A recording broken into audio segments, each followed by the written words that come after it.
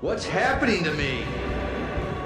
The movie begins with three men in a helicopter discussing their mission. The leader gives the other two a picture with people and a dog in it and tells them that the target is the K9. He is to be captured, so they must make sure not to hurt him. One of them, confused, says that the picture is 80 years old and everyone in it is dead, but the leader grins and replies saying, "Not everyone is dead." In a monastery, monks are gathered to pray. Among them is the dog from the picture, praying along with them. A kid then comes and calls for him. The dog turns to look at an older monk for permission and then runs outside after getting approval. The kid throws a ball and the dog runs to get it. Suddenly, the three men from the helicopter appear and capture the dog. Elsewhere, a man named Dave Douglas steps out of his house, memorizing a speech, to pick up a newspaper. He then sees a dog peeing on his plant and calls for the owner, Baxter, asking why his dog is peeing in his yard. He tells him he would appreciate it if the dog didn't pee there. I'd appreciate it if he wasn't whizzing on my shrubs. Baxter retaliates, saying that Dave hates dogs, which is why he is reacting this way. Dave corrects him, saying he doesn't hate dogs but dislikes them. He then orders Baxter to take the dog away and goes inside, reading the newspaper. He starts to tell his wife, Rebecca Douglas, that Hollister managed to get himself in the newspaper, but then the news on the TV catches his attention. It is about a teacher, Justin Forrester, who has been arrested for arson, and today is his first trial. People are outside protesting the arrest. Dave angrily shuts off the TV and keeps reading his newspaper. Rebecca then reminds him about their son Josh's parent-teacher conference and that he is supposed to take him. Dave reminds her that he is starting a trial today, so he can't, but she insists that he take him, and he finally agrees. Josh then joins them in the kitchen for breakfast. After him comes their daughter Carly, wearing a t-shirt that says "Free Justin Forrester." He asks her to take the shirt off. Take the t-shirt off.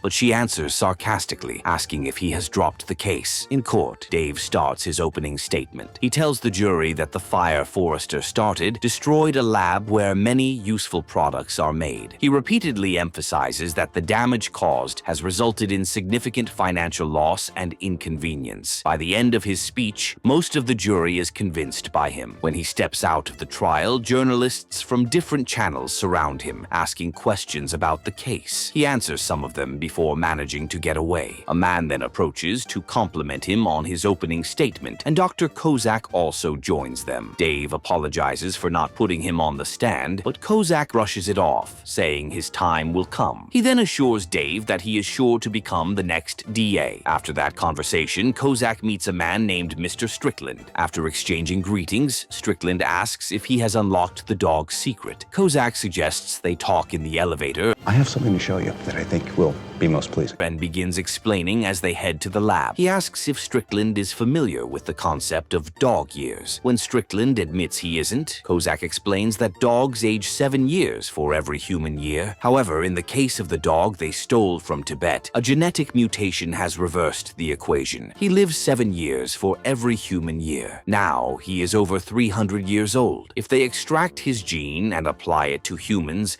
they could potentially extend human lifespans to over 700 years. Two lab technicians inform them that they were able to isolate the gene quickly, but they haven't been able to viralize it outside the dog's body. As a result, they had to viralize his entire genetic code in a corpse. This makes his bodily fluids dangerous, but only if they enter the bloodstream would they cause serious problems. They then begin showing them their progress. They experimented on different animals, and Kozak shows Strickland a snake that was injected with the dog's sample when it was near death. When we got the snake, he was nearly dead. The cells stopped aging, and now the snake is getting stronger. Strickland notices a dog's tail growing from the snake and asks about it. Kozak dismisses it as a minor side effect. However, Strickland doesn't underestimate it the way Kozak does. He sees it as a major problem. As they talk, Kozak receives a call and steps out to witness a protest against the Grant and Strickland facility. The protesters accuse them of violating animal animal rights and demand that Forrester be freed, claiming he was fighting for animal rights. Kozak demands that they be arrested, but Dave advises him that it's better not to give them attention. Kozak walks back inside and Dave spots Carly among the protesters. He asks to talk to her and pulls her up from the ground where she was lying. He orders her to go home, but she insists on staying. However, when Dave turns serious, You're never going to leave home unless you leave here right now. she angrily walks away with her boyfriend, Trey. Inside the lab, the two lab technicians, Larry and Gwen, return to the dog to take a blood sample. Gwen takes the sample and places the syringe next to her, but the dog suddenly gets up and grabs it. Both of them are startled, but hesitate to get close since he is holding the syringe. The dog then gets into the elevator and escapes. At the same time, Carly and Trey break into the lab to find evidence supporting their claims that the facility is experimenting on animals. As they search, they stumble upon the dog and take him to their car before driving away. Kozak returns to the lab and realizes the dog has escaped. Frustrated, he takes his anger out on Gwen and Larry, reminding them that if they have no dog to experiment on, they won't have jobs. Back home, Dave walks in to find his family gathered for dinner. He apologizes for being late and goes to get his food. Rebecca tells him he missed the parent-teacher conference, and he turns to explain that it slipped his mind. However, he freezes when he sees the dog. There's a dog in the kitchen. He immediately starts pulling him out of the house, insisting that a dog cannot live there. The family protests against this idea, including Rebecca. They tell Dave that the dog's name is Shaggy and that they want him to stay, but Dave refuses to listen to their pleas. As they argue, the dog pushes him away and runs to the pile of newspapers. He then pulls out a newspaper and places it in front of Dave. Ignoring this, Dave keeps pulling him by the collar. However, the dog bites him, and its fluid enters Dave's bloodstream. Dave calls animal rescue, and the dog is taken away. Later, while he is in his home office, Rebecca comes in to ask about his bitten hand. He assures her that he is fine, but he starts speaking strangely. She then tells him that Josh is failing math and that he needs to pay more attention to his family. She reminds him that he has become isolated from them because of his work, and that isn't right. Dave apologizes repeatedly and promises to make amends. Tomorrow night, I'm going to come home early. I'm going to cook dinner for the kids. He then suggests they go out for their anniversary the next day. They hug, but Dave starts acting oddly, scratching his head like a dog. The next morning, Rebecca wakes up to find Dave sleeping at her feet. He gets up and puts on his robe. When he sees the robe belt, he instinctively tries to chase it, like a dog chasing its tail. He then keeps talking about going to the park and running. He goes to the shower, and when he gets out, instead of using a towel, he shakes his body to dry off. As he gets dressed, he suddenly hears loud music coming from Josh's room, which disturbs him. He runs to the room and shuts it off, complaining that it's too loud. He then heads to the kitchen, where his sense of smell has become incredibly sharp. He starts sniffing the air and correctly identifies each food being made. Sitting with Josh for breakfast, he tries to talk to him about his grades, but when he drinks his tea, he laps it up with his tongue curled backward like a dog. When he eats his cereal, he shoves his face into the bowl, eating like a dog. We're going to have to pull you out of football. Josh watches him, confused. After finishing, Dave goes to Rebecca to say goodbye, but instead of kissing her, he licks her. As soon as he steps outside, he catches the scent of a dog and finds Baxter's dog in his yard. Instinctively, he chases him away. He then gets into his car and starts driving, but he sticks his head out of the window like a dog. At one point, he comes face to face with another dog, doing the same thing from another car window. During the trial, Kozak is on the stand. Dave's secretary hands him a paper to pass to Kozak, but instead of using his hands, he takes it with his mouth and refuses to let go. Kozak, weirded out by Dave's behavior, snatches the paper from him, looking unsettled. Kozak starts talking about the fire again, and the opposing attorney stands up to object. Dave then turns to her and starts growling, making everyone uncomfortable. The judge asks if he just growled at the attorney. Mr. Douglas! Dave quickly drinks some water, but then starts growling at the judge. Shocked, the judge asks what is going on with him, and suddenly, Dave begins barking. The judge, now completely bewildered, orders a recess and tells him to go to the bathroom. Dave goes to the bathroom to wash up. As he removes the bandage from his bite, he instinctively starts licking the wound, but stops when he realizes people are watching. He then goes to the urinal, but instead of standing normally, he lifts his leg and pees like a dog. The man next to him looks at him in shock. After this, Dave walks out and tells his secretary that he needs to leave. He heads to the animal shelter where Shaggy was taken. He asks if Shaggy has rabies, but the worker assures him that he doesn't. He asks to see the dog and walks to the area where the animals are kept. On the way, he sees a woman holding a cat and growls at her before moving on. When he finds Shaggy, he struggles to focus because he can hear all the other dogs barking at the same time. Is that what you want?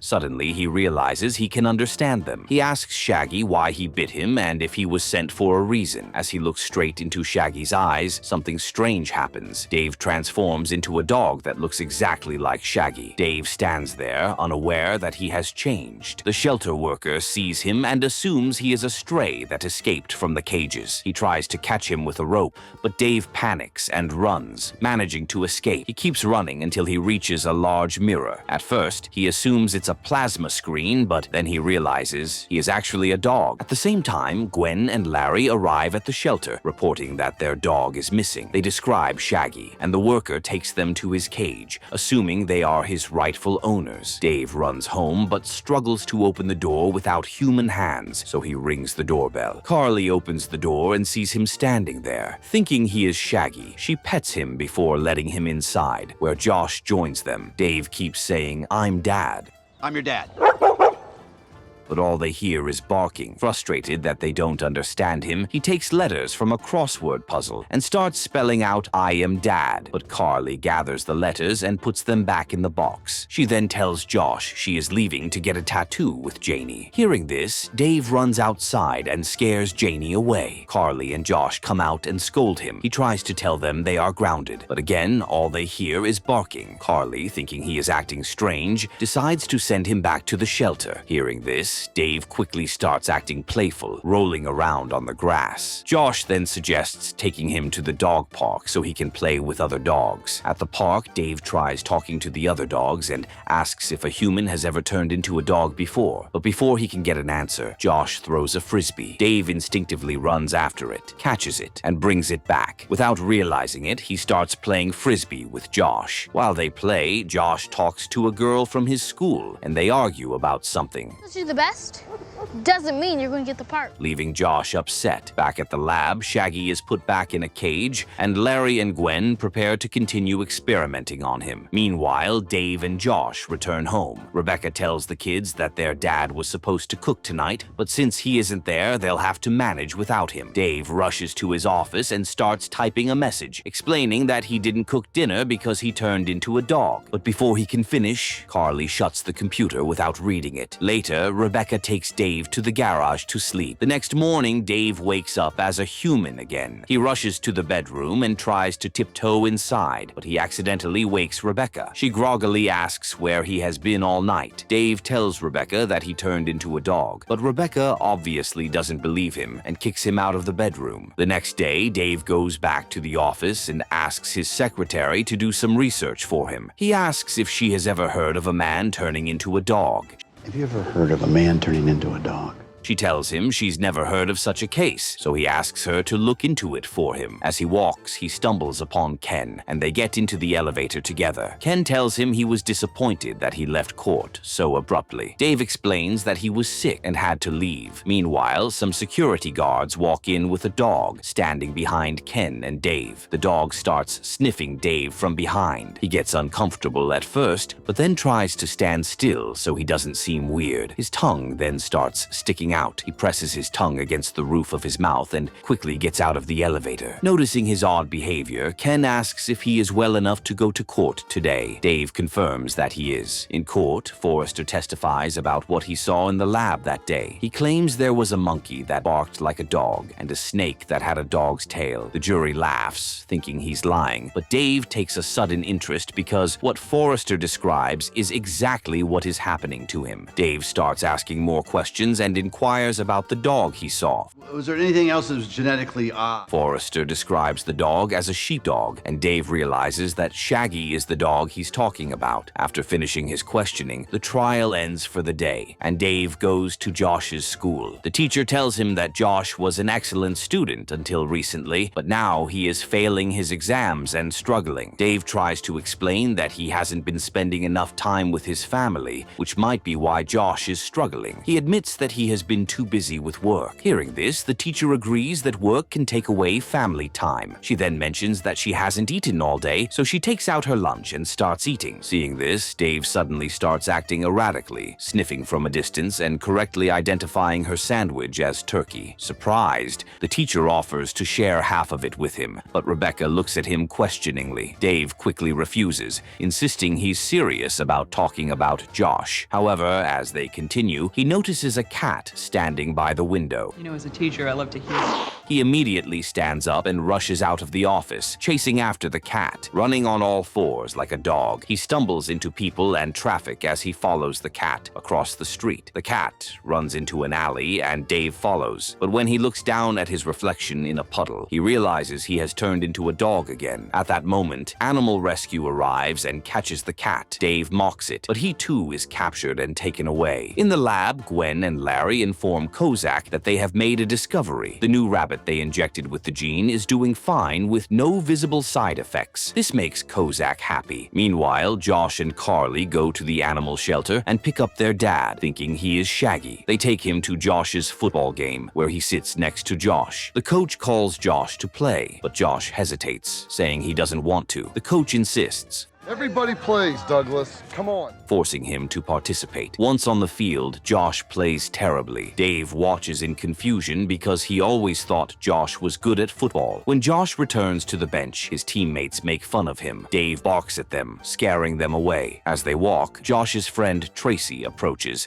and they start talking about the game. Frustrated, Josh admits that he can't quit football because his dad wants him to be on the team. He then reveals that his dad threatened to take him off the team if he didn't improve his grades, so he deliberately started playing badly to get out of it. Tracy looks confused and asks why he would ruin his future just to quit the team. Dave hears all of this while sitting beside them and feels bad about what his son is going through. Back at home, Carly and Trey are in her room, and Dave gets angry that Trey is in Carly's room. He barges in and sits between them. As they talk, Dave overhears that they stole Shaggy from the lab, but before he can react, You what? Stolen? Trey kicks him out of the room, leaving him standing in the hallway. He then hears Josh telling Tracy that they should order food since their parents aren't home for dinner. That's when Dave suddenly remembers it's his and Rebecca's anniversary. Realizing he completely forgot, he panics. With no other choice, he grabs a rose in his mouth and runs to the restaurant as a dog. At the restaurant, Rebecca is sitting alone, waiting for Dave. When she looks outside, she sees Shaggy standing there with a rose in his mouth. She walks out, puts him in the car, and calls Dave, leaving him a voicemail. She asks why he sent a dog with a rose instead of telling her he wasn't coming. She also wants to know why he canceled their date. Clearly upset, she says they need to have a serious conversation. Dave tries to comfort her, but as a dog, there's nothing he can do. Later that night, Rebecca brings him home, puts him in the garage, and leaves him to sleep there. After some time, Dave turns back into a human. He quickly gets dressed, leaves a note for Rebecca, and rushes to see Ken. He tries to tell him that Forrester was telling the truth about the lab, but Ken informs him that Justin has already pleaded guilty Why didn't somebody tell me that? and that the case is closed. After this conversation, Dave heads straight to the lab. Dave tries to sneak into the lab, but he is too big to fit through the narrow space. He decides to turn back into a dog. Looking around, he sees a homeless man with a cart and approaches him. He asks the man if he can throw a stick. The man hesitates, confused by the request, but Dave offers him $5 for it. The man agrees and throws the stick. Dave fetches it and brings it back, then asks him to throw it again. When he does, Dave transforms transforms into a dog, now small enough to fit. He sneaks into the lab. Meanwhile, Kozak, Gwen, and Larry prepare to inject Shaggy's serum into Strickland. They administer the injection, and Strickland immediately starts having seizures. Confused, Gwen and Larry panic, but Kozak calmly tells them he did it on purpose. He can't stand Strickland and wants to take his place. He explains that the serum won't kill him, but it will impair his ability to speak, making it seem like he has dementia. Doctors will think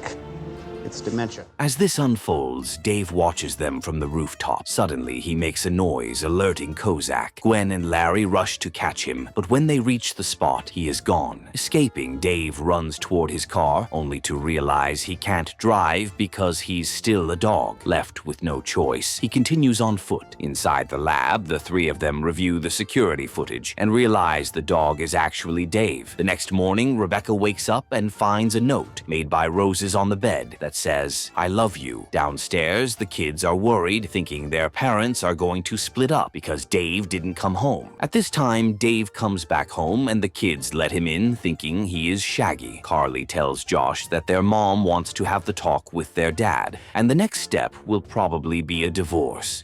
They'll say it's temporary, but it won't be.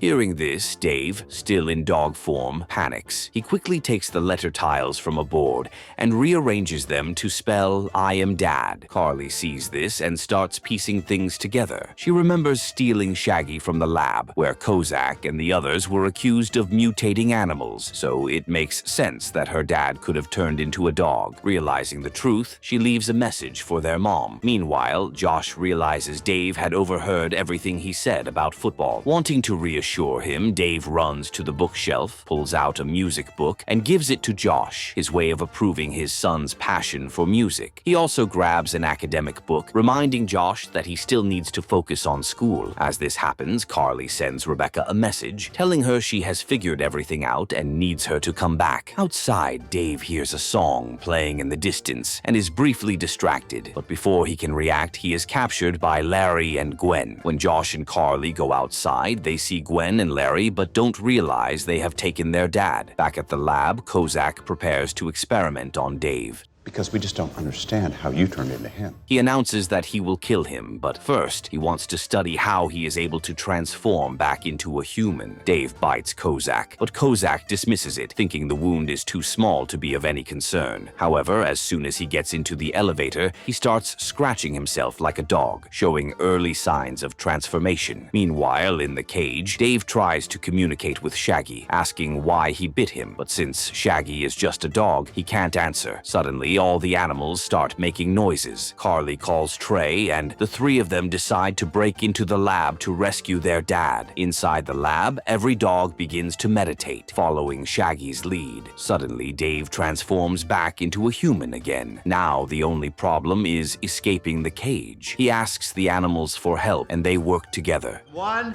2, 3. The snake slithers through the bars and passes the key to Dave, who unlocks the cage. He then opens the air vent and begins freeing the animals. Just as he is about to escape, he is caught by Gwen and Larry, who electrocute him and put him back in the cage. Outside, Carly, Trey, and Josh arrive just as Shaggy escapes. They see him running toward them and assume it's their dad. They quickly put him in the car and drove away. Back in the lab, Gwen and Larry prepare to resume their experiment on Dave, but the monkey they had previously experimented on returns and electrocutes both of them, allowing Dave to escape. Carly and Trey take Dave to Rebecca and explain everything they know, insisting that their dad turned into a dog. Rebecca doesn't believe them at first. They try to prove it by having Shaggy type on the computer, but since he's only a dog, he can't type like Dave did before. At this time, Dave calls Rebecca, but she still doesn't understand what's going on. Finally, he decides to tell her everything in person and agrees to meet her at the courthouse. I'll meet you at the courthouse and I'll explain everything to you.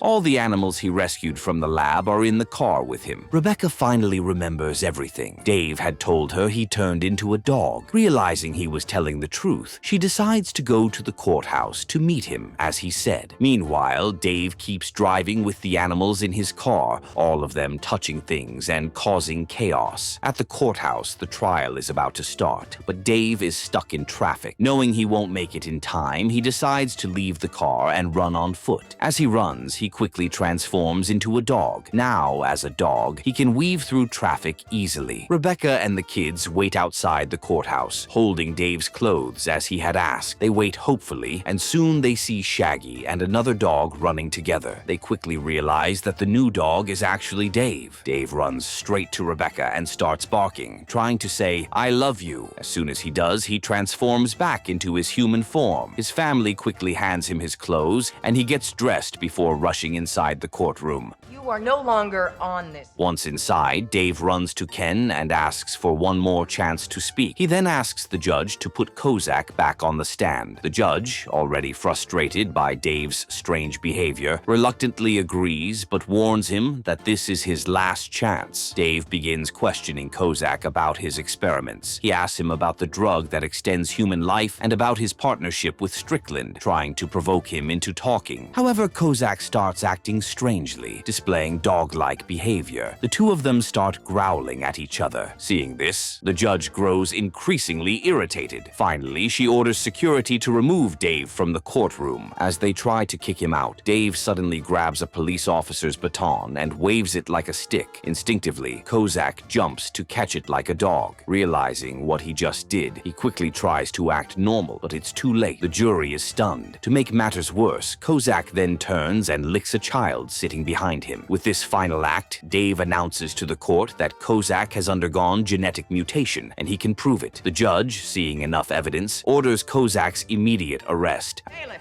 take him into custody. For what? As they leave the courtroom, Ken apologizes to Dave for doubting him. Dave then reunites with his family and apologizes to Rebecca. He reassures them that everything is over and surprises them with the news that they are going on a vacation. Afterward, they head to the beach, where they all relax, play, and enjoy their well-deserved break. Dave's journey proves that neglecting family can make you lose more than just time. It can cost you everything, and Kozak's story serves as a reminder that trying to control life doesn't make you invincible. It makes you the test subject.